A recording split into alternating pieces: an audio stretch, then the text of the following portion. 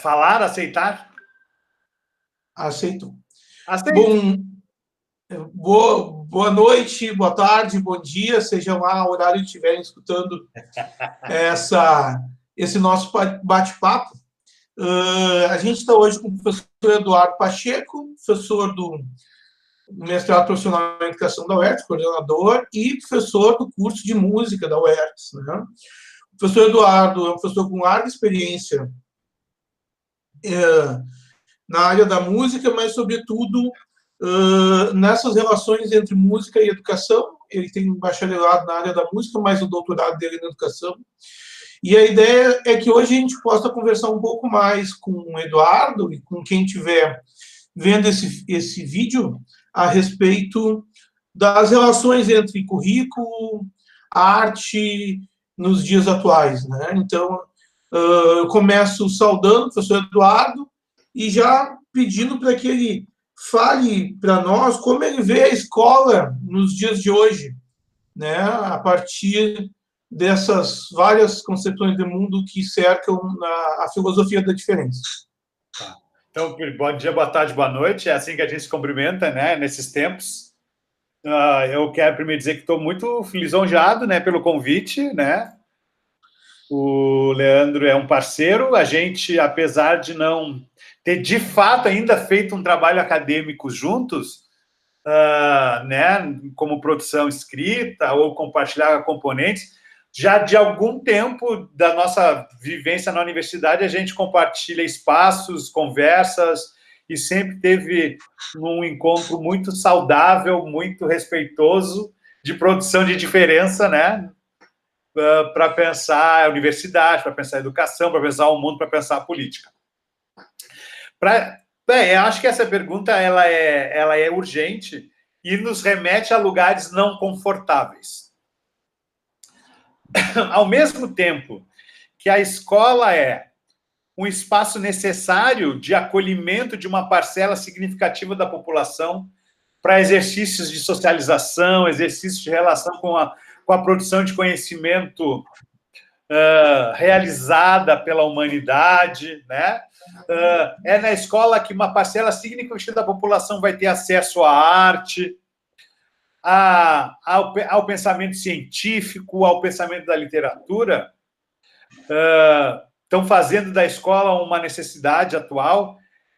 Ela é um lugar também atrasado, ela é um lugar ainda que se coloca, falando de um conceito amplo e convencional de escola, né? Me parece que a gente vive essa contradição atualmente. A escola ainda não conseguiu, vou chamar de atualizar seus modos de relação com o conhecimento, seus modos de relação entre as pessoas que estão lá dentro, uma verticalização pontual, constante, né? Que faz, do meu ponto de vista, esse conceito escola convencional e majoritário não dá conta das necessidades do nosso tempo. Das necessidades que envolvem a rapidez da informação, em contradição com a necessidade de acharmos tempo de não tratarmos tudo rápido como o nosso tempo nos convida. Então, para mim, a escola é um espaço da atuação de um grupo de profissionais que não tem um reconhecimento social, pelo contrário, tem sido desrespeitado enquanto profissão. Nós não estamos falando da avaliação da concepção de educação desse profissional, nós não estamos falando das escolhas metodológicas, falando do desrespeito com um grupo, com uma classe profissional que atua, e falando em especial da educação pública, em condições que não são, ou melhor, que são longe do ideal. Então, resumindo assim, porque não vai ter tempo para reexplicar, a não ser que o Leandro coloque, eu entendo a escola como um espaço contraditório hoje, no sentido que ele é necessário, ele acolhe uma parcela da população importante que tem a escola como uma das entradas para dispensar o mundo. Por outro lado, a escola é um lugar que não se repensou ainda no seu total. Eduardo, e nesse sentido, assim, essa escola ela é recheada de pessoas, de interação, mas a gente não consegue pensar numa escola sem a figura docente, né? E como é que você vê essa docência na contemporaneidade, né? Como que a gente consegue pensar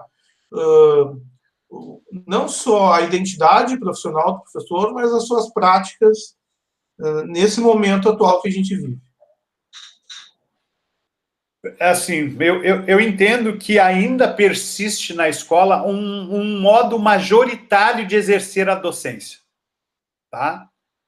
Que é e aí isso eu estou falando é majoritário, tá? Ele não é 100%, porque eu não posso universalizar isso a esse ponto. Mas essa pergunta tem muito a ver com o que eu respondi antes. A escola, em muitas das suas práticas, ainda está muito grudada lá no criador da didática, está muito grudada no pedagogês, está muito grudada na ideia do professor falante, que fala e os outros ouvem. Apesar de todos os movimentos de educação que a gente tem no Brasil, pensadores de escola nova, Paulo Freire, construtivismo, esses locais de pensamento, do meu ponto de vista, não conseguiram mexer com o majoritarismo da posição docente. Por outro lado, que é uma posição docente que lida com uma infância e com uma juventude que não existe mais. Né? De um tempo, de uma infância e uma juventude que é de outro tempo. Por outro lado, nos espaços como o mestrado da UERJ, como a pedagogia da UERJ, como muitos cursos de formação, se experimenta o rompimento desse modelo vertical de atuação docente, que me parece muito mais que uma escolha, uma necessidade para atuação na contemporaneidade. A gente vive outras relações sociais. A infância é outra, a juventude é outra, os modos de relação entre as pessoas não são mais aqueles pautados pela, entre aspas, o respeito ao mais velho. Isso daria um bom papo para a gente conversar. São outros tipos de relação. A minha intervenção em relação a isso até que ponto a gente constrói uma formação que pensa uma intervenção diferente e esse sujeito professor chega numa escola onde tem uma cultura institucional posta, o senso comum a respeito do que é ser professor e como lidar com essas discrepâncias, né, entre a formação e a prática, né? Perfeito, perfeito. E aí eu acho que a primeira coisa é termos entendimento do nosso alcance. Isso é importantíssimo. Qual é o alcance que a gente tem enquanto mestrado? Como é que a gente pode intervir nisso? Saber se a gente vai ou não intervir, de que modo. A outra tão importante quanto, é saber que modelos de formação que não têm junto nos seus processos formativos os espaços de atuação não vão dar conta dessa transformação que a gente está propondo. Então, tirando onda, a gente está já construindo uma mini proposta de formação aqui, ou um encaminhamento de formação, que exige, e aí eu estou propondo, que exija que a formação ela não pode mais acontecer distante dos espaços. Não podem ser dois espaços distantes, longínquos e sem comunicação. Não pode alguém fazer um mestrado e esse mestrado não acontecer em comunicação direta com o espaço de atuação profissional.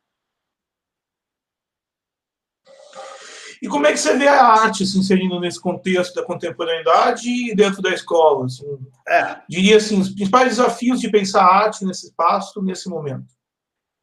Pensar a arte nesse espaço é um desafio antigo que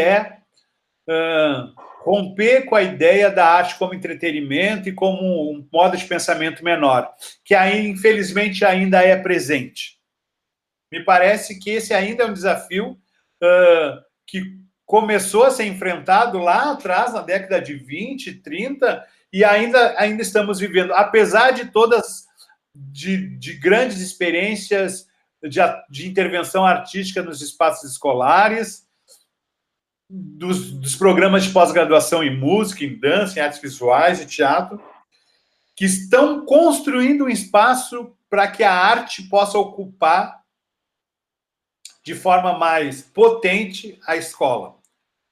Majoritariamente, a gente perde. Majoritariamente, por exemplo, o governo atual opta por colocar a arte em segundo plano. O governo estadual também, né, opta por colocar a arte em segundo plano nos currículos de ensino médio, na organização curricular dos espaços de educação de séries iniciais e finais. Eu não tenho dúvida que se a gente pudesse construir um espaço horizontal em relação aos conhecimentos, a arte pode oferecer para aqueles que têm relação com ela, com docentes e discentes, inúmeras possibilidades de pensar o mundo. Pensar o mundo artisticamente é entender como é que povos construíram as suas músicas, como é que povos dançavam, como é que sociedades compunham as suas obras de imagem, de cor. E entender o mundo é entender ele artisticamente também. E, além de tu entender o mundo pelo viés artístico, tu te expressar artisticamente só tem a contribuir num processo de formação. O mundo é da ordem da multiplicidade de formas de expressão. Tu negar na escola uma dessas formas de expressão é amputar a possibilidade de entender o mundo, mesmo que fragmentário, mesmo que com várias possibilidades, mesmo que com vários caminhos diferentes, é negar a possibilidade das pessoas entender o mundo por uma forma que é potente e que não está descolada da história da humanidade, porque mais que algumas pessoas tentem, perdão, minimizar a arte ela é tão colada à humanidade que é impossível tu pensar a presença humana e a história da humanidade sem expressões de imagens sonoras, de gesto, de cor, de som. Tá, mas então você quer dizer que a arte na escola não é assunto só do professor de arte?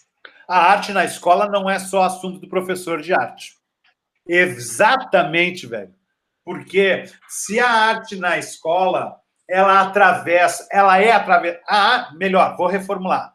A arte na escola é atravessada pelos modos de produção, de trabalho, de bens científicos, nas relações sociais. Então, se a gente tem um professor de arte que conversa com o pessoal da física, com o pessoal da matemática, com o pessoal das ciências, a gente vai ter uma possibilidade de entender o mundo, de compreender e pensar o mundo de uma forma muito mais ampla, complexa e inteira, né? Isso não quer dizer que não ter um professor de arte é bom. A gente precisa ter um professor de arte para poder conversar com as pessoas, e aí a gente já está falando de concepção de escola de novo e remete à primeira pergunta, né? Uma concepção de escola onde o grupo docente organiza a sua atuação e as suas problematizações a partir de uma decisão coletiva. Muito bem. Bom, e nesse contexto a gente tem a proposta da escrileitura, né? Uhum. Que, em última palavra, é uma proposta que vai dialogar com os conceitos de currículo, né? Sim. E eu gostaria que você pudesse falar um pouco mais da escrileitura nesse contexto da docência, da escola atual, e pensando a arte como um espaço privilegiado de aprendizagem. Sim. Então, só assim, para a gente construir um espaço comum ao nosso entendimento.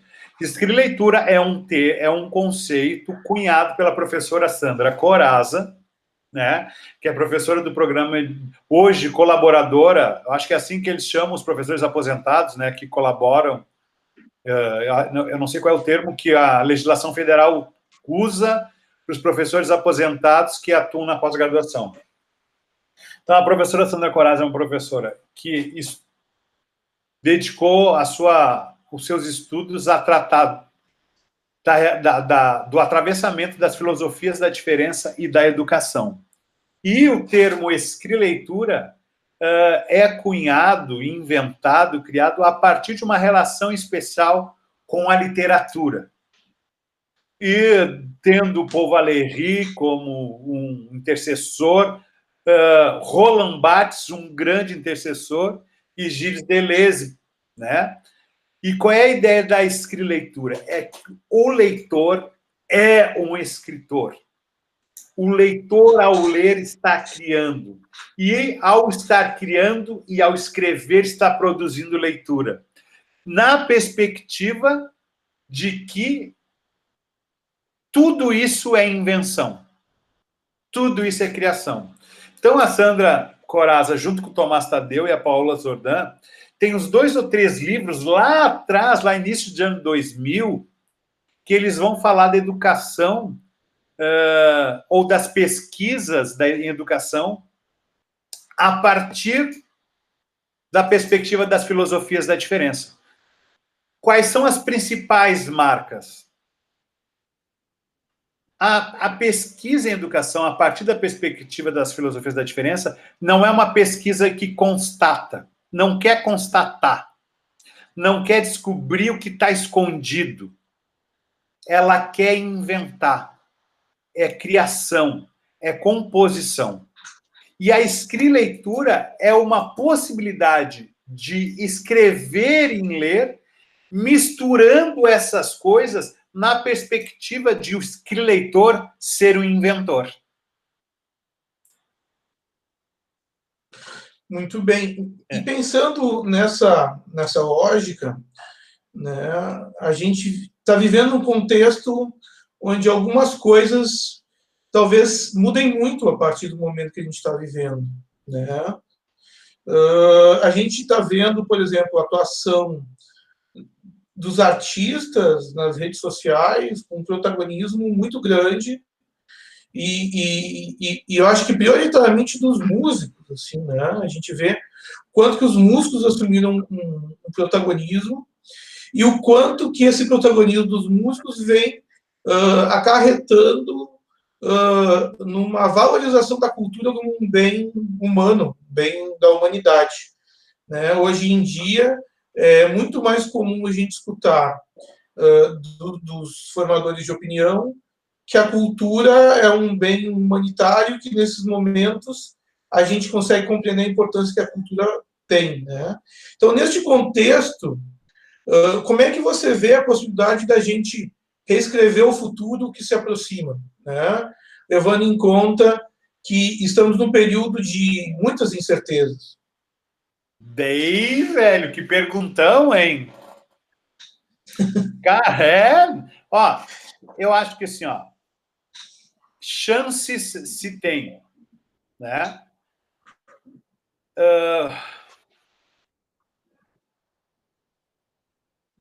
O que a gente vai fazer com isso? Eu não sei desenhar direito. Eu tenho horas que sou muito pessimista. Eu sou uma pessoa publicamente posicionada à esquerda. E, na minha análise, a gente está vivendo, além da crise da pandemia, a gente está vivendo momentos de retrocesso em relação a valores humanitários. Esse retrocesso em relação aos valores humanitários, eles carregam consigo também ideias de desvalorização do pensamento artístico, do pensamento cultural. A cultura não é um bem importante para esse retrocesso que se apresenta. E isso não é bancado atualmente só pela ponta da pirâmide. E aí é o meu momento pessimista. ele só é bancado porque a gente ultrapassou a ideia de disseminação do poder a partir da ponta da pirâmide. Hoje, o teu vizinho é um panótipo teu. O teu vizinho é um panótipo teu, e aí, quando tu estiver falando com a maioria gurias na pedagogia, dá para coletivizar os meninos que estiverem junto e vão entender isso. Acho que aí tu conversa sobre o panótipo, né? Mas não é o governo que vai, não é mais só o governo, o Estado que diz essa música pode ou não pode tocar, é o vizinho. Então, eu sou pessimista no sentido que parte da população, uma parcela significativa da população, ela compactua com esse retrocesso de valores de humanidade, artísticos, culturais e filosóficos. Isso, então, eu sou pessimista. Então, a nossa batalha é muito grande, porque o nosso inimigo não é mais só o Estado. E não é só mais... E o Marx, na perspectiva do Marx, não é mais só o capitalista, não é mais só o empresário, o burguês. Né? É quem está do nosso lado que está fazendo espalhar esses valores de retrocesso. Por outro lado, tem momentos que eu sou otimista a partir disso que tu está falando. O que, por exemplo, a pandemia está fazendo produzir de vídeos, de lives, de composições, de performances artísticas, de textos, de grupos de estudo, me parece que se tem uma possibilidade, uma luzinha, ou melhor, se tem uma escuridãozinha para a gente seguir, escuridão como potência, né, para a gente mudar os paradigmas, é nesses pensamentos de criação. A pandemia, tem textos muito legais aí do Peter Peelbach, da Sueli Rolnick, desse japa aqui, ó, que eu não sei dizer o nome ainda, cadê? Deixa eu achar ele. Byung-Chul Han, que nos ajuda a pensar formas de criar, de a gente cultivar na sociedade outros gostos, outras fomes, sabe? Outros desejos, outro gosto, outras saudades, que não essas que a gente está enfrentando. Então, a minha perspectiva de futuro é de luta. Mas uma luta no campo dessa pequena política, pelo que eu percebo. Dessa compreensão de que o pensamento vai acabar se proliferando em diferentes espaços e que a gente precisa, na medida do possível, incluir pessoas na compreensão daquilo que a gente pensa. Assim, né? O que eu queria dividir contigo é que eu vi que o livro que tu mostrou, o título fala em neoliberalismo, né? É alguma coisa neoliberalismo. Foi a única palavra que eu consegui ler na rapidez ali. O título do livro é Psicopolítica, o neoliberalismo e as novas técnicas de poder. E eu vejo algumas oportunidades muito grandes, assim, no sentido de que, como o neoliberalismo ele pressupõe a transnacionalização dos bens econômicos e culturais, né? E, na verdade, o que a gente está vendo com a pandemia é o fechamento das fronteiras, o fechamento de uma série de coisas, e o Estado americano, por exemplo, está fazendo um plano de ajuda de 2 trilhões de dólares, ou seja, o Estado intervindo na economia. As pessoas que vêm acompanhando estão prevendo um fim da hegemonia do pensamento neoliberal entre as pessoas de direita, digamos assim, né? E eu acho que isso é uma janela de oportunidade gigantesca para a gente pensar a possibilidade de se repensar, no fim das contas, né? A gente tem uma possibilidade maior de interagir com o senso comum da sociedade. Bueno, eu acho que era isso que a gente tinha, Eduardo. Acho que o vídeo ficou no tamanho ideal. A ideia Perfeito. é que para a ferramenta que a gente está usando, o vídeo não possa ser muito extenso, né? E eu acho que eu só tenho a agradecer essa primeira entrevista dessa iniciativa. E hoje à noite, enfim, a gente está gravando às 4h30 da tarde. Hoje à noite, aí depois do Jornal Nacional, isso vai estar disponível lá no canal. Que é um canal ainda que está no meu nome, porque eu tentei compartilhar num e-mail que eu criei com o nome de um canal, e o o YouTube, ele excluiu a minha publicação. Aí eu descobri que ele só aceita publicações de IPs, de endereços de e-mail que tem algum tipo de e-mail pago.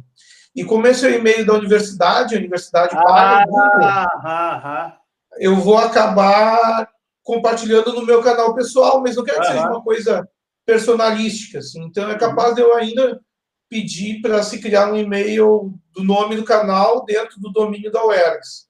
Não sei se a gente consegue isso, mas eu vou tentar. Beleza. E a ideia é que isso seja um espaço de compartilhamento, né? Isso fica disponível ao público. Acho que os alunos da música podem escutar também. Acho que é um papo bem legal. O próximo vídeo que a gente for fazer, tu vai me explicar de uma forma didática a filosofia da diferença. Boa, massa, perfeito, tamo junto, bora. E aí a gente segue sempre nessa parceria. Obrigado, Eduardo. Tamo junto. Peço para ti se despedir. Um abraço. Tamo Quer junto, falar alguma coisa? Um abraço pra galera da pedagogia. Tamo junto, vamos inventar jeitos de passar por esse tempo de quarentena, vamos se falar, vamos gravar vídeo, vamos fazer live, vamos ajudar os velhinhos, vamos cuidar de quem tem menos sorte que a gente, vamos compartilhar e vamos passar o álcool gel. Obrigado, Eduardo. Obrigado mesmo.